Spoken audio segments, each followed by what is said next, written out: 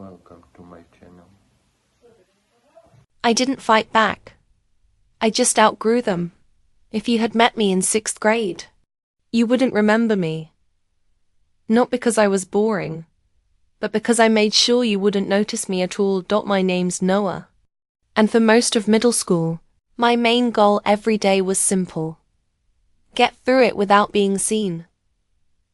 It wasn't always like that. In elementary school, I was loud. Curious. The kid who raised his hand too much. The kid who asked too many questions. The kind teachers say has potential. That word. Potential. It disappears fast when you become a target. It started with one comment. I still remember it. We were in class, and I answered a question. I was excited. Too excited. Probably. And this guy behind me, Dylan, laughed. Not a normal laugh. That kind of sharp, deliberate laugh meant to be heard. Dude, why do you talk like that? The class chuckled. Not everyone, but enough. That's all it takes. After that, it became a thing. My voice, the way I spoke. The way I got nervous and talked faster. The way I sometimes stumbled over words. They turned it into a performance. They'd mimic me, exaggerate. It. Wait for me to speak just to repeat it back in a distorted voice. And every time, laughter. At first, I tried to push through it. Speak anyway. Ignore it.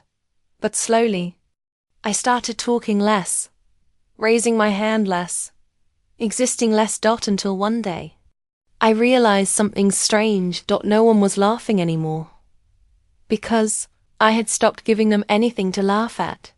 And somehow, that felt worse. Middle school turned it from teasing into structure. Groups formed. Roles solidified. And mine, invisible background character. Except when they needed entertainment. Then suddenly, I mattered again. There wasn't a single group. Just people, different classes, different circles. Same behavior. A comment here. A whisper there.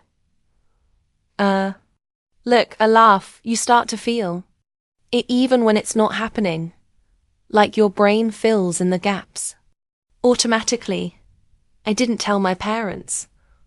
Not because I didn't trust them, but because I didn't know how to explain something that wasn't always visible. How was school? Fine. That was easier. The turning point didn't come from a big incident. No dramatic moment. No fight. No explosion. It came from something small. Embarrassingly small. Group project. 4 people. Me, Dylan, and 2 others. Of course. Out of all the possible combinations, we ended up at the same table. I expected the usual. Jokes. Comments. But something weird happened. They ignored me. Completely. They did the work. Talked over me. Didn't ask for my input. Didn't acknowledge anything I said. Like I wasn't even there. And sitting there, watching it happen, I realized something. This wasn't about me anymore. It never really was. It was about them. About how they saw themselves. And how they needed someone lower in the hierarchy to feel higher.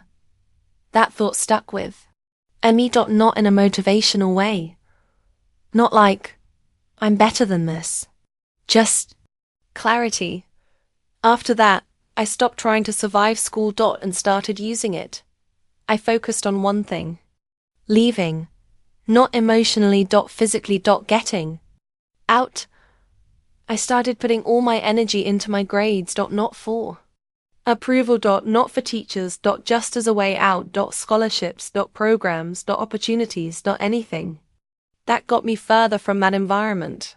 At the same time, something else changed. I stopped reacting. Not just externally. Internally. When someone laughed, I didn't replay it in my head all day. When someone whispered, I didn't try to decode it. I just let it pass. Not because it didn't hurt, but because I finally understood something important. Their opinion wasn't information. It was noise. By the end of 8th grade, I had something I didn't have before. A plan. High school came. Different building. Different people. Same city, but it felt like another world. And here's the strange part. No one knew me. No one had a script ready. No one expected me to be that kid. So, for the first time, I wasn't. I didn't suddenly become popular, or outgoing, or confident overnight. But I wasn't invisible either. I was just normal, and that felt unreal. A few months in, something unexpected happened. I saw Dylan again. It was at a district event. Different schools. Same region. He looked the same, but also not less confident, less loud, like someone had turned the volume down. He saw me. Hesitated. Then walked over. Hey, he said. Just that. Hey. I nodded. Hey. There was an awkward pause. The kind where both people know there's history, but no one knows how to address it. Then he said something I didn't expect. At my school.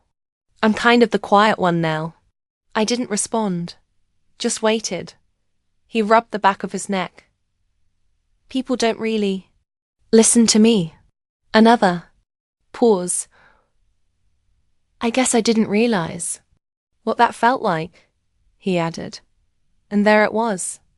Not an apology. Not really, but something close. I could have said a lot in that moment. I could have reminded him. Listed everything. Made him feel it. But I didn't. Yeah, I said simply. It's different when it's you. He nodded. Slowly. We stood there for another second. Then he said, well, see you around. Yeah, I replied. And that was it. No big confrontation. No revenge. No dramatic closure. But walking away from that conversation, I realized something. I had already won. Not because he felt bad. Not because things came back around, but because I wasn't that version of myself anymore. The version that needed validation. The version that stayed quiet out of fear. The version that believed everything people said about him. That version stayed in middle school. And the people who needed someone like that to feel bigger, they stayed there too, even if they moved on. Physically, I didn't outplay them. I didn't expose them. I didn't get revenge. I just did something they never expected. I left them behind before they even realized the game was over. And sometimes, that's the most powerful ending there is. Because not every story needs a dramatic finish. Sometimes, it just needs you to stop being part of it.